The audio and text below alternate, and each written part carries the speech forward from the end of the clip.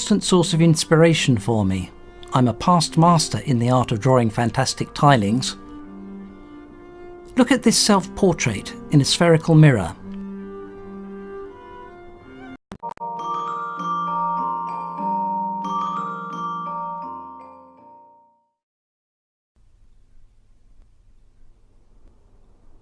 Now it's my turn to show you round the geometry garden. My name is Escher, and I was a Dutch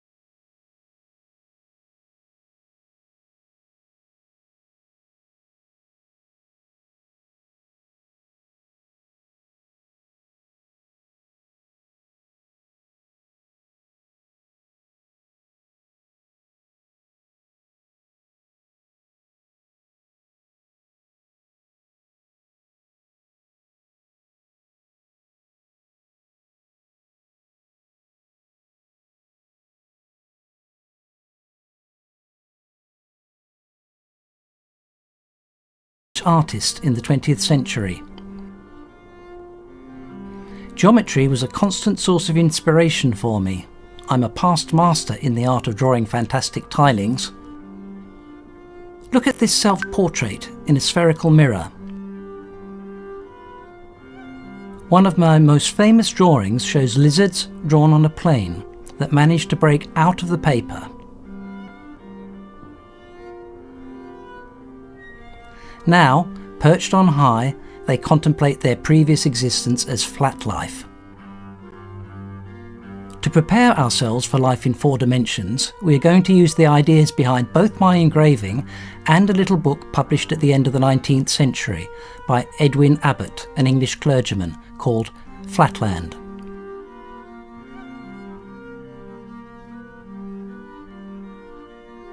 Let's try and explain to these flat beings, these creatures living trapped forever in a plane, what our everyday life in 3 dimensions is like.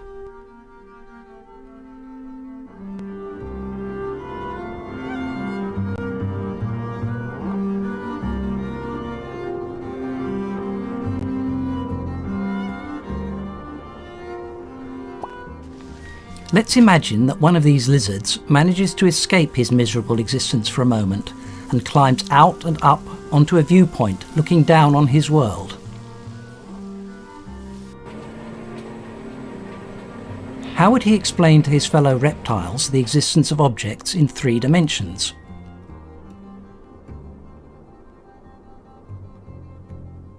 As a first attempt, he could try to pass some 3-dimensional objects through his flat world.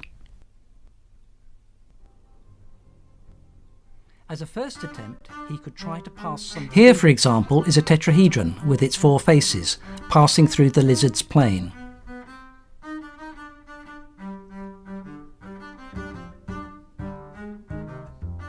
The flat creatures see a green triangle appear suddenly, then gradually shrink away. This is all they see, since their senses are entirely restricted and they cannot perceive anything outside of their plane. Each time that a lizard sees these green polygons appear, change shape and disappear again, he might imagine the form of the object that has just crossed his plane.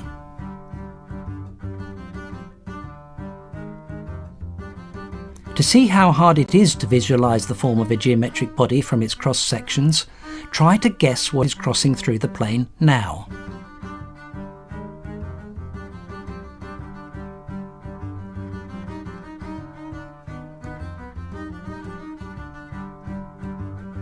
tetrahedron.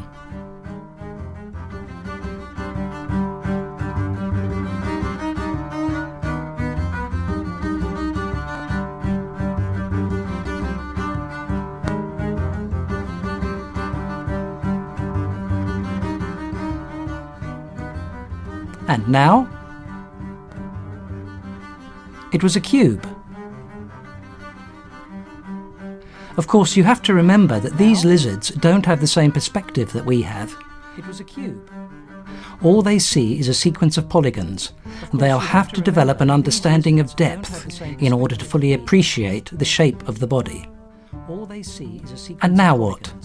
They'll have to develop an understanding of depth in order to fully appreciate the shape of the body. An octahedron with its 8 faces. And now what?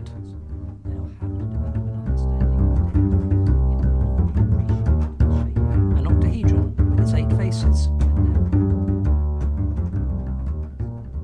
And an icosahedron. It's a solid with 20 faces.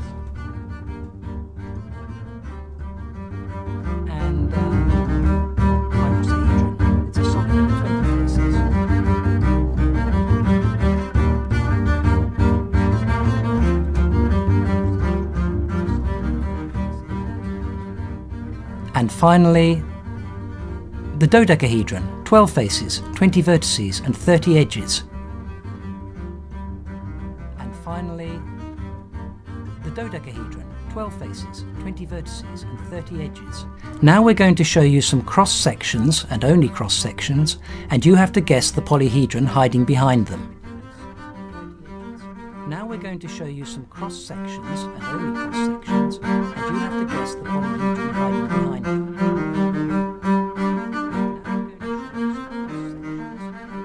That was a tetrahedron.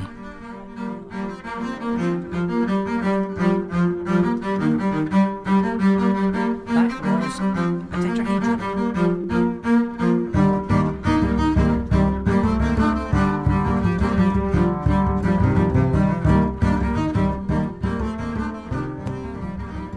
That was a cube.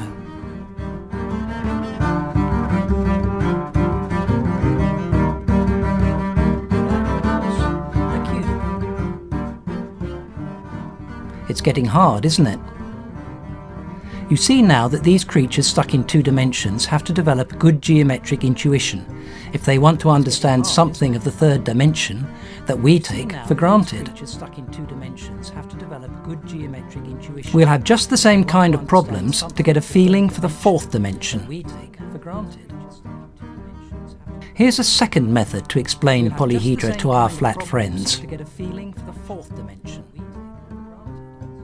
Start by inflating a polyhedron so that the vertices and the edges are on the surface of a sphere. Then we stereographically project onto the plane of the lizards so that our 2-dimensional friends may enjoy the spectacle. Of course, we can spin the sphere around and with it our tetrahedron, just as we did before with the Earth. Of course, we can spin the sphere around and with it our tetrahedron, just as we did before with the Earth. Let's take a look at the cube and see how many vertices, edges and faces it has.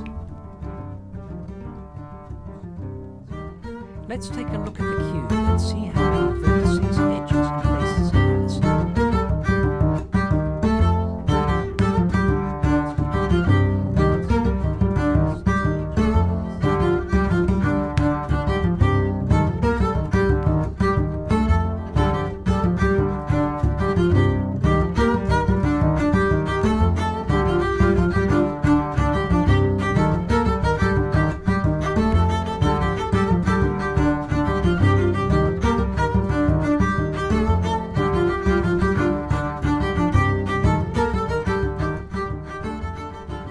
And now, here comes an octahedron.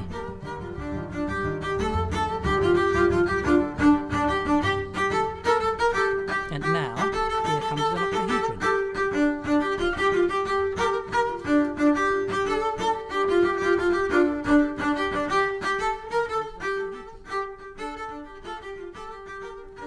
you see the 8 coloured faces. Look how the projections of the edges are arcs of circles. You see the 8 coloured faces. Look how the projections of the edges are arcs of circles.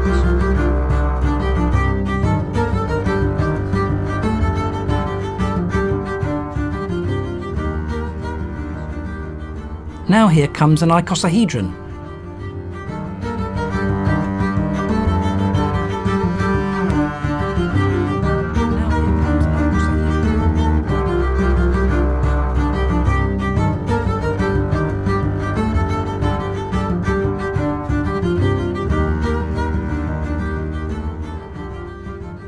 Its structure is more complicated, but it's not hard to understand even for the lizards.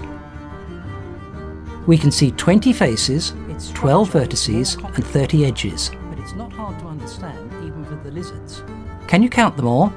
We can see 20 faces, 12 vertices and 30 edges.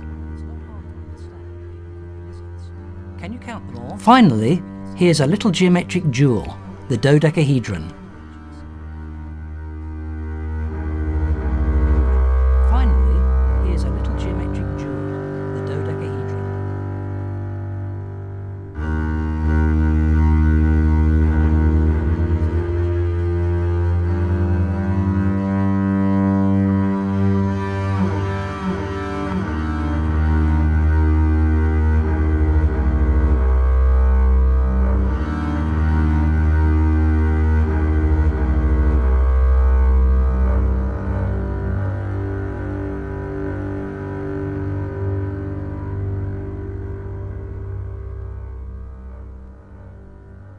Now for some exercises.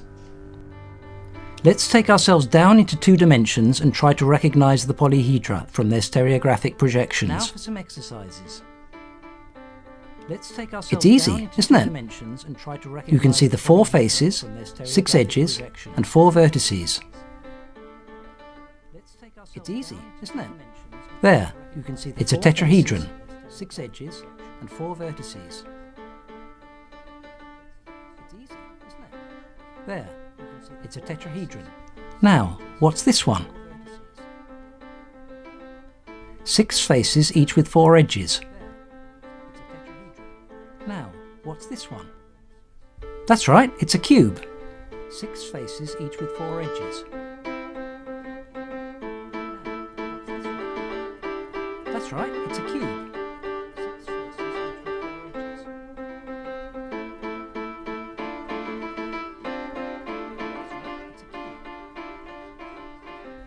That was harder, wasn't it?